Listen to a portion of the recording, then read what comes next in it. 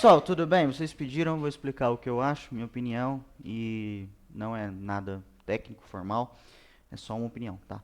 É importante lembrar que eu não sou advogado, não sou jurista, não sou nem formado, enfim, é só uma ideia minha.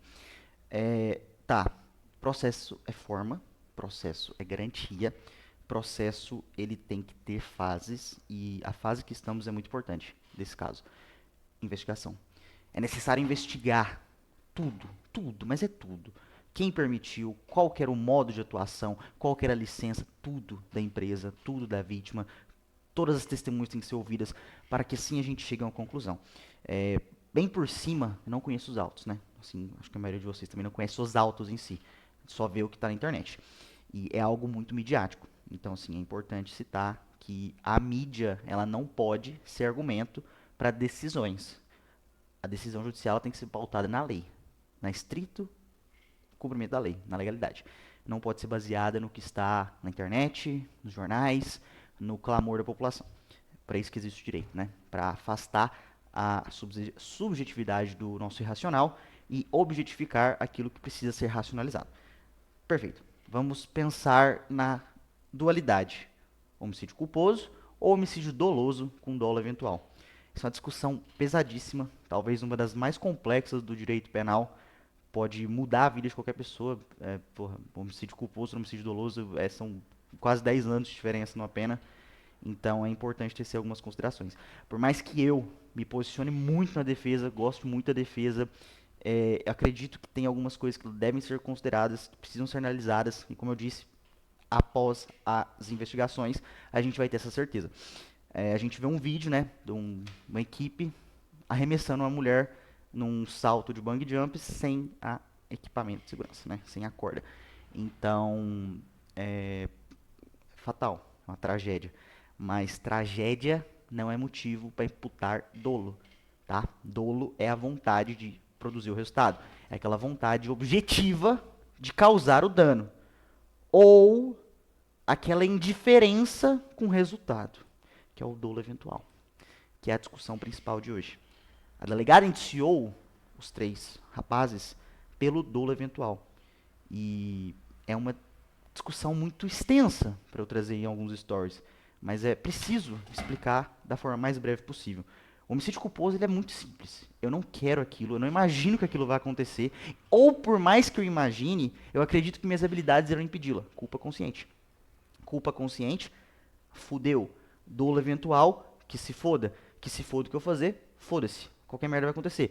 Culpa consciente, caralho, fudeu. Entendeu? Então são dois institutos muito diferentes mesmo. E é preciso entender, após as investigações, se houve indiferença com o resultado ou se houve simplesmente negligência, imperícia ou imprudência. Quando um médico mata uma pessoa, existe um procedimento.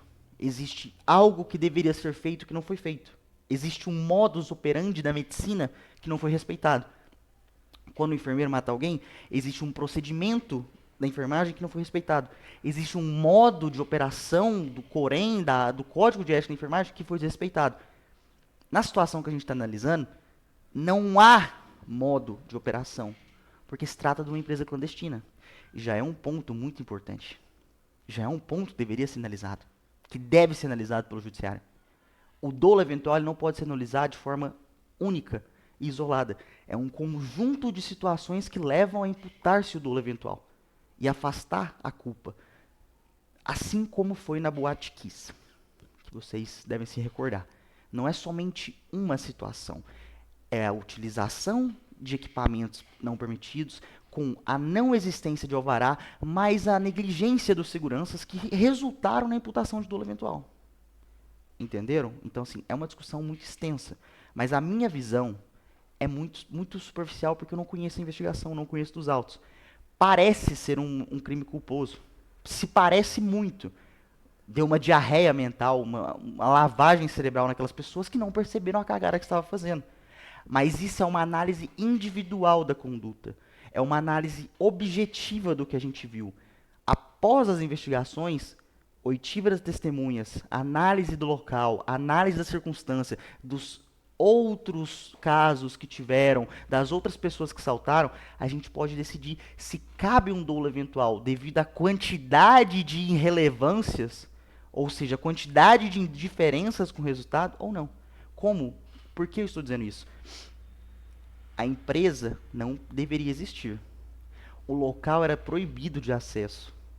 Não existia alvará de funcionamento. Eles não tinham permissão para estar lá. Existiam placas proibindo a atuação naquele local. Então, assim, são conjuntos que levaram a uma indiferença. Eu vou desrespeitar isso e não tô nem aí. Eu vou desrespeitar aquilo e não tô nem aí. Eu vou desrespeitar mais isso e não tô nem aí. Eu não vou nem fazer a fiscalização mínima que a prefeitura exige e não tô nem aí.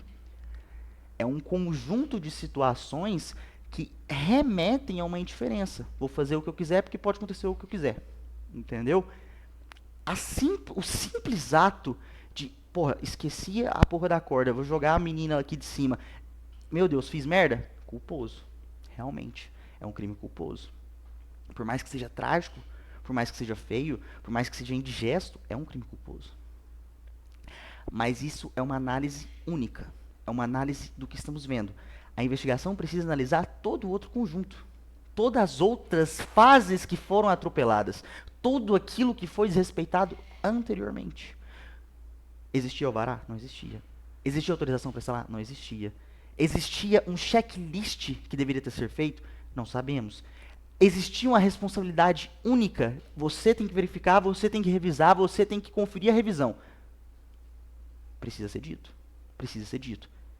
Ninguém erra sozinho na situação daquela. Existe toda uma cadeia de fatos.